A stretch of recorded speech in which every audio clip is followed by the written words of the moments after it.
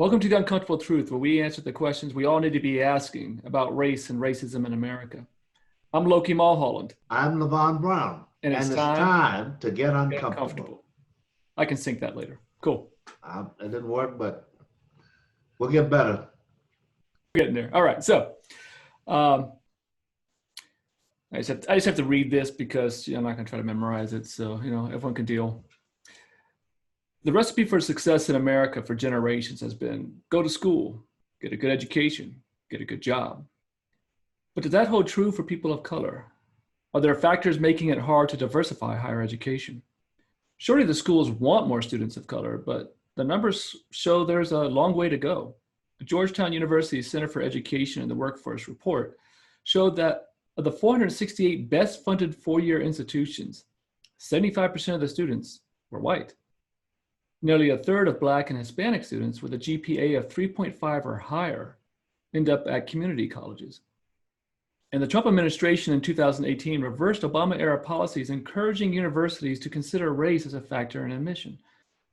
Also, there's another part to diversity at schools: inclusion. It's one thing to have a diversified student body and faculty. It's something else to have them feel like a valued and contributing member of the community. Well, today we're going to discuss all of that. And with me is Levon Brown, of course. Levon, our co-host and freedom rider. How you doing? All right. How are you? Doing good, doing good. And we have a guest here today to discuss these issues of race in higher education. And that is Adrienne Gillespie Andrews. How are you doing? I am terrific. It's great to see you both. It's great to see you. Now, I have your bio here, so I'm going to read this bio. And as usual, Levon, you and I we're underqualified for any of this. So you ready for this one, Levon? Well, you never read my bio, so I don't know. Go ahead, babe. Our guest today is Adrienne Gillespie Andrews, who is the Assistant Vice President for Diversity and Chief Diversity Officer at Weber State University. Adrienne holds both a BA and MSMA degree in Political Science and Women's Studies and has a graduate certificate in Conflict Resolution and Mediation. She is currently completing a PhD in Education, Culture, and Society at the University of Utah. In addition to her work in education, she has worked in a variety of government capacities, including as the Director of the Center for Youth Policy and Programs for the State of New Jersey and Staff Associate in the New Jersey Department of State. A native Utahn, Adrienne was raised in Davis County and has a long history of advocacy in social justice and inclusion work with a special capacity for community building. Adrienne recently completed 2 terms as a member of the Utah Governor's Martin Luther King Jr. Human Rights Commission and currently serves on the Ogden Diversity Commission, along with several other active membership responsibilities with a variety of community organizations. Adrienne was selected as the Education Award recipient for the 2020 Living Color Awards that was just happened. So congratulations. That was very, very cool. As well as the 2020 H. Aldous Dixon Award. In 2017, she received the Athena for the Ogden Weber Chamber Women's and Business Award. In 2018, Adrienne received the Community Servant Award for Omega Psi Phi Fraternity Incorporated Iota chapter, which of course I saved the best for last because that happens to be my chapter. So again, welcome. This is going to be a treat. Well, I certainly hope so. I know the treat is mine, getting to spend the morning conversing with the two of you. Yeah, and we actually got a chance earlier to talk last week, and there was your story was very interesting because I want to kind of jump back a little bit before we get into diversity and inclusion in schools and all the challenges that are faced there. You faced your own challenges going to school, which I'm sure led to part of the work that you're doing today. So it just restoked the fire, let's say.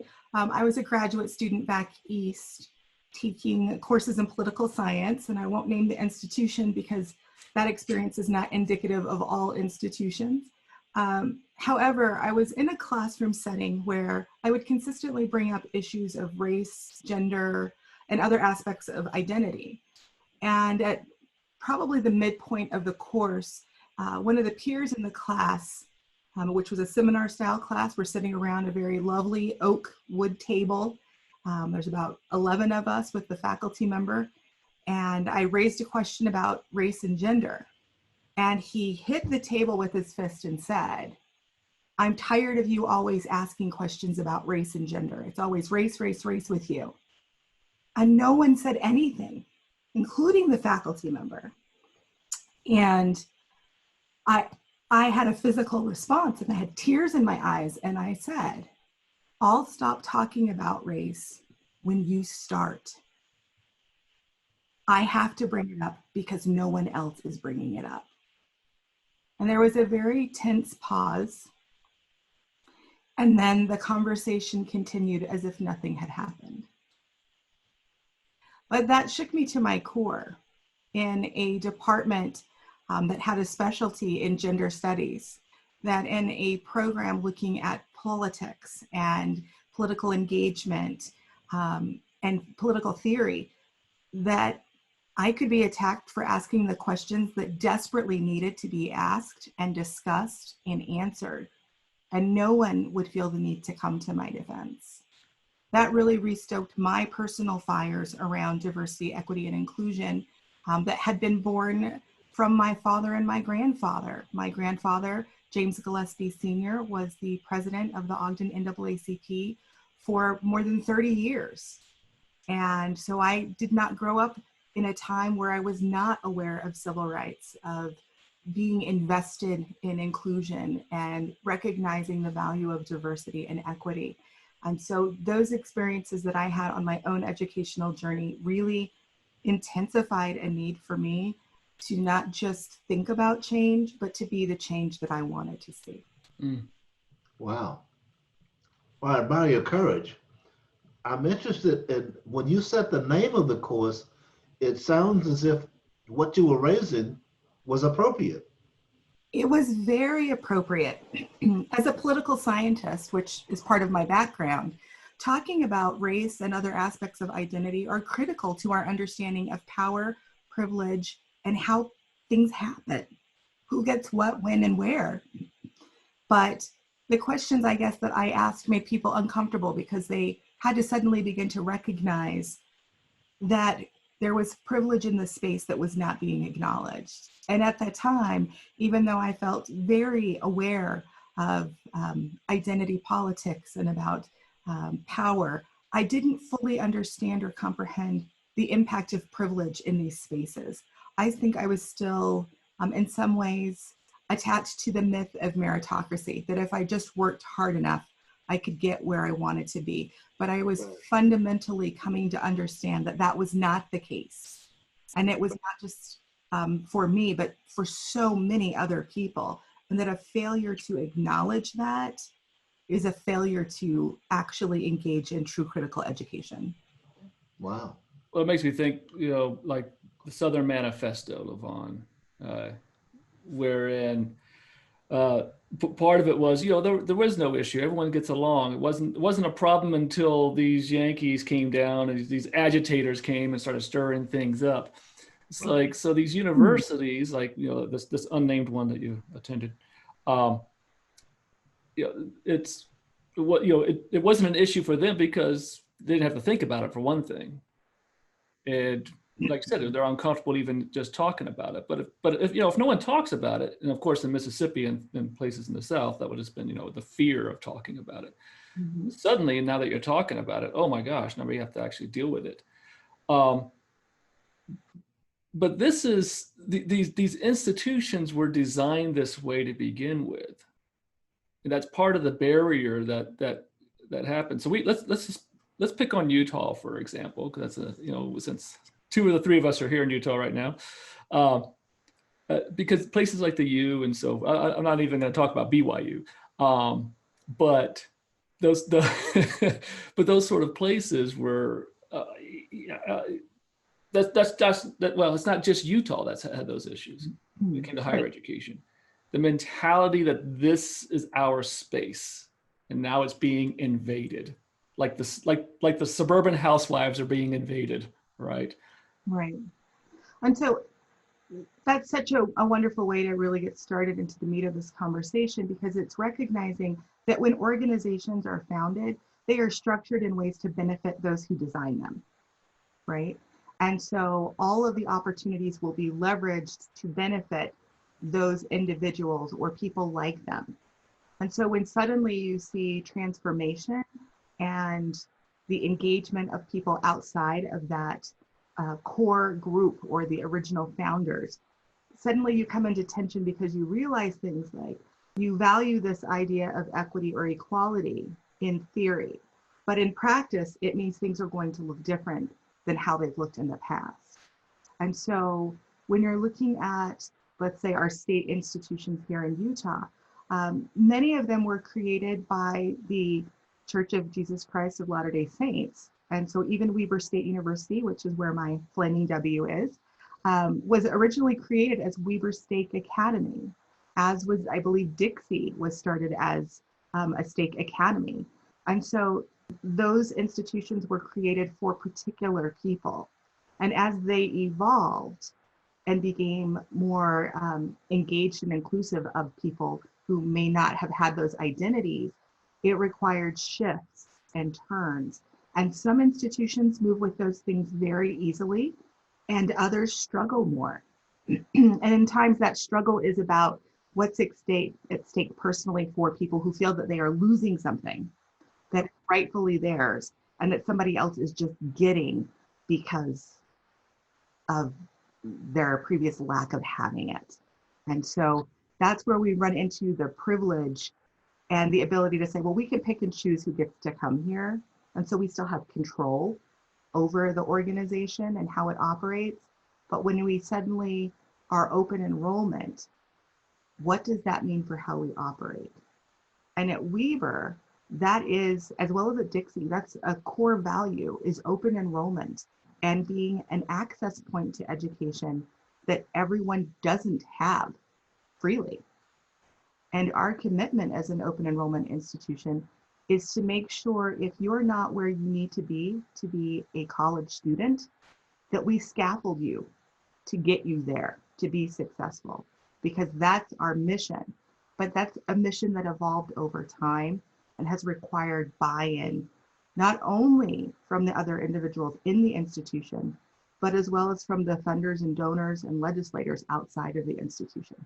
And we don't see that everywhere. I think part of the problem is that the institution like Weber were not created for people of color. Correct. So when they suddenly have to deal with that, they view it as we're going to lose something. The question is, how much do we want to lose, or do we want to lose anything? There are still institutions in this country that have chosen not to lose anything, or to ignore people of color when they come in. The institution has a philosophy, and if you don't fit that, they don't want you. And I think that's what you ran into. Right. Those classes were organized so that you would fit into the norm. The norm being it was a white institution, and we don't need to discuss color because we don't have that issue here, despite the fact that you were sitting in the room. And that's sort of why we spent so much time asking the people who created these institutions, including the Mormonism, that hey, we're here now. We want to be a part of this. And they see that what they hear is, oh shit, we're being invaded. And you have to tell them how they are not being invaded, which is painful, but you have to tell them because they don't know. And Levon, when you bring that up, there was a point of discussion, Adrian, you and I had on this, that I'm just looking down at my notes here to make sure I say this right. You don't want to just be included. Right. You want to feel like you belong. And so I think the example you gave to me previously was, you don't want to just be, let's invite them to the party to say they're at the party, but hey, well, allow them to pick some of the music or whatever else, and these sort of things, to be involved in the games and whatever else. Don't allow people, invite them, encourage them to disagree with you and say, oh, let's try some different music or some different food, and engage in that in a meaningful way. Because I don't want people to feel like they belong. I want people to belong. And that is different, because somebody else might say, well, she should belong. She shows up in the meeting, she gets to participate, she's a student leader, whatever it is. But that doesn't mean that I belong in the space. It means that you have created a paradigm that I can fit for your model. And that doesn't mean that I belong. It means that I belong enough for you. Yeah, the issue becomes, what can you raise that they will accept, as opposed to feeling that we're doing this together. Right. That's the difference. That is the difference. Yeah. With these institutions, is there a level of, well, clearly there's been a level of begrudgingly allowing people of color into these, hollow spaces. But is there like have you seen situations or a system wherein they're going, okay, what is that threshold that we can go, okay, well, look, if we say 3%, they'll be happy, we can keep things under the radar, and this, does that happen? Or? So I would say that's less likely with state institutions because we're publicly funded. Private institutions have an entirely different ability to make those determinations. And even to some extent, some state institutions that are sort of the anchor or leading flagship institution for the state. But we see that more with our private institutions. And so one of the questions that I would actually raise or things I would point out to consider is how in the Northeast, we're currently seeing institutions being charged with using admission standards that harm Asian students who are now tied to white students in those discussions. Right.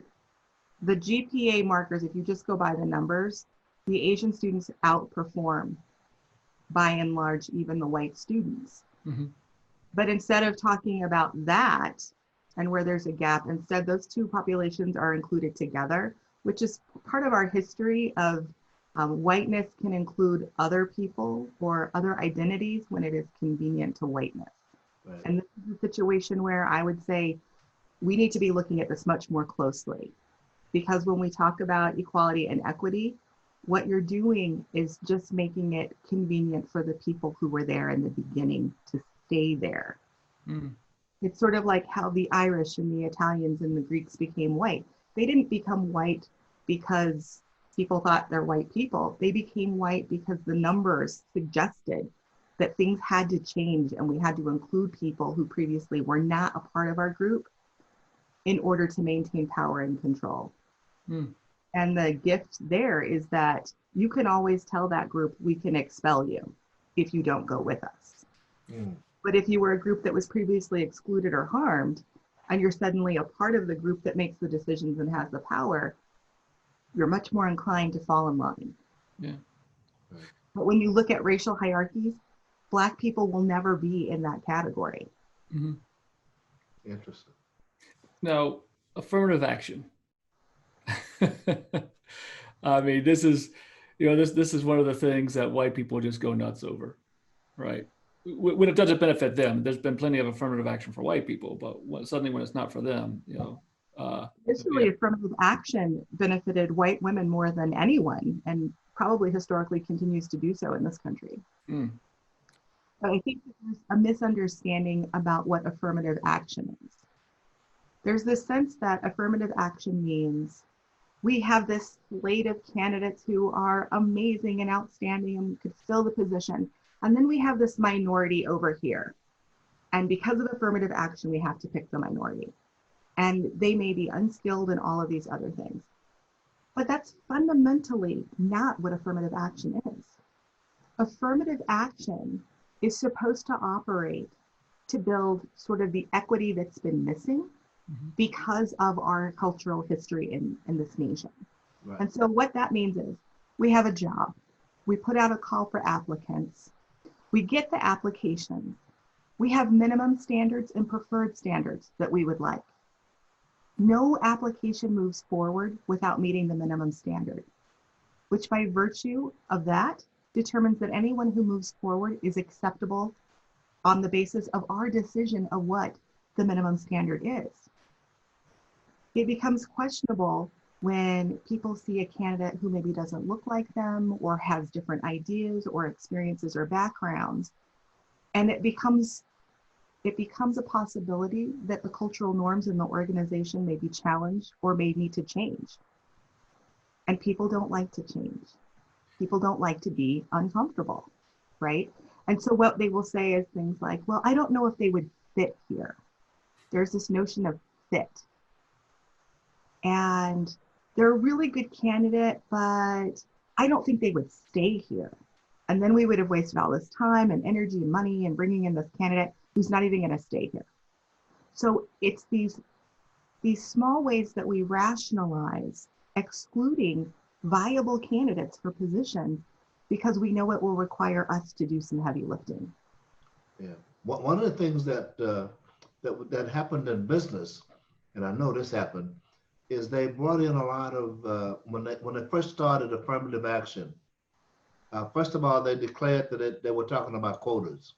Mm-hmm. People that did that to escape, and so they would bring in a bunch of people who were clearly not qualified to do the job. Right. But they were the right color, they were the right sex, so we bring them in, and we say, "See, I told you they can't do the job.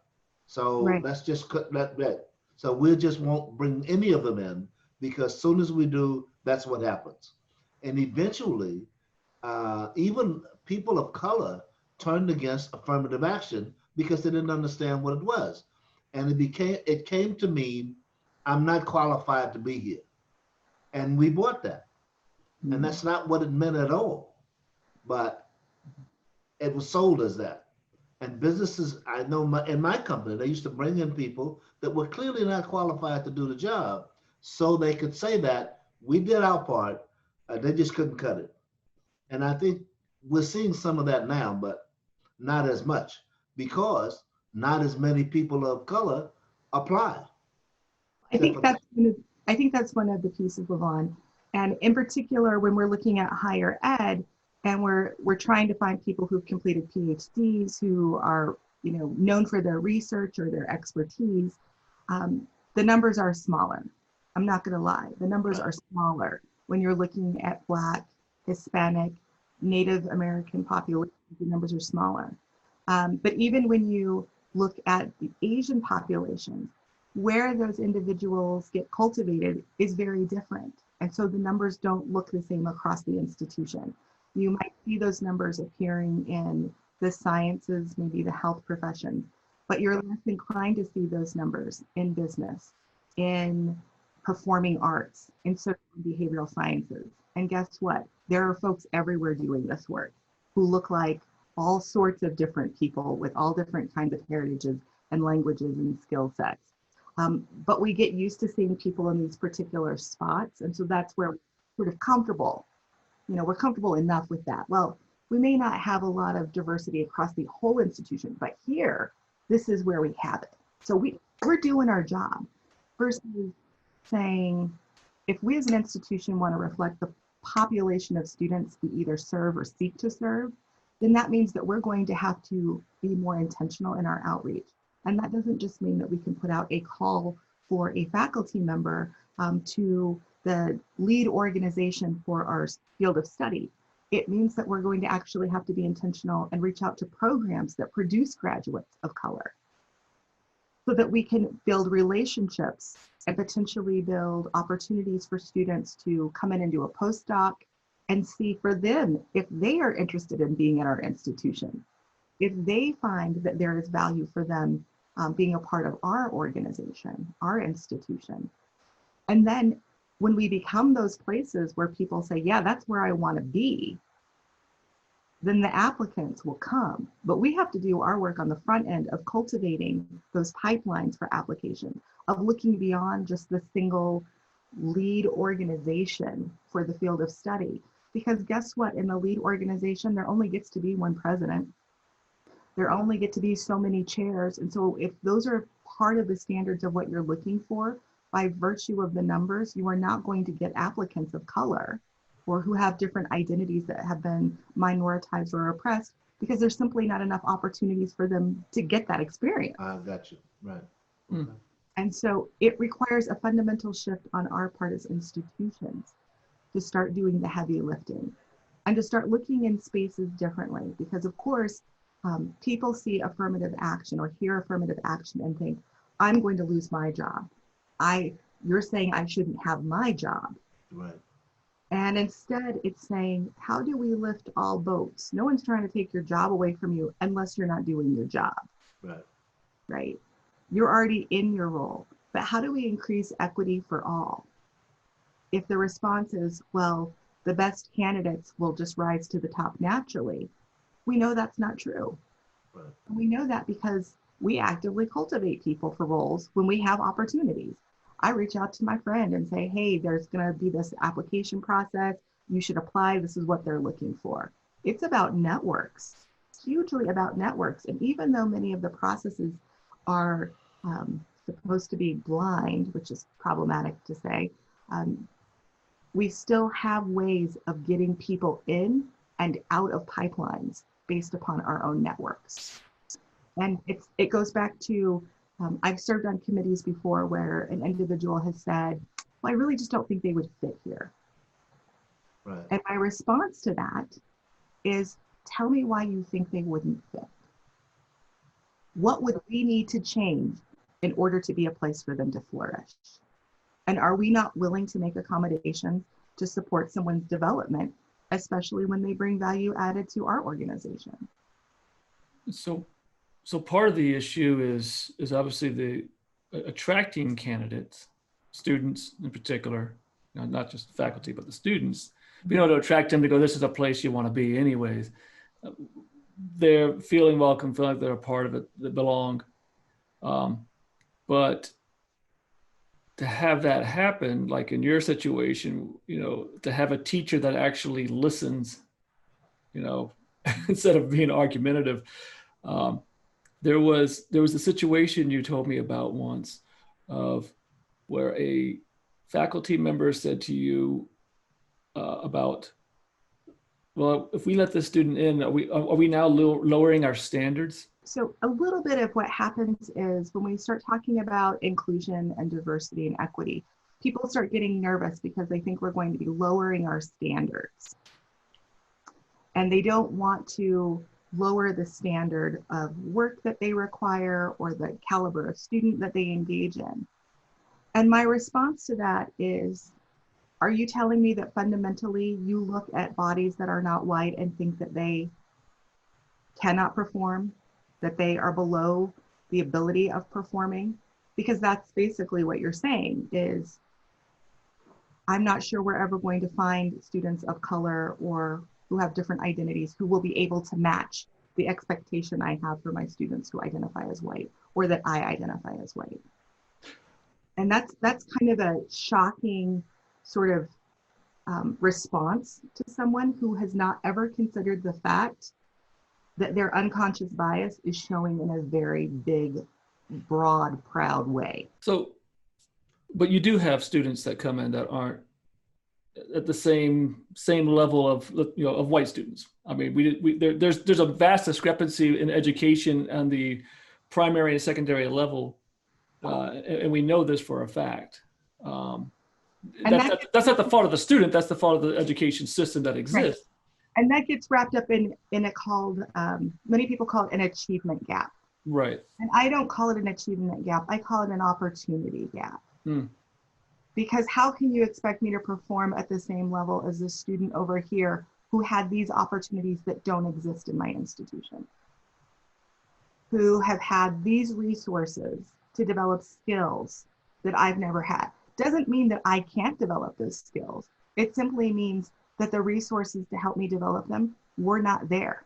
So give me an opportunity to develop those skills, and suddenly you're going to see me performing at expectation or above.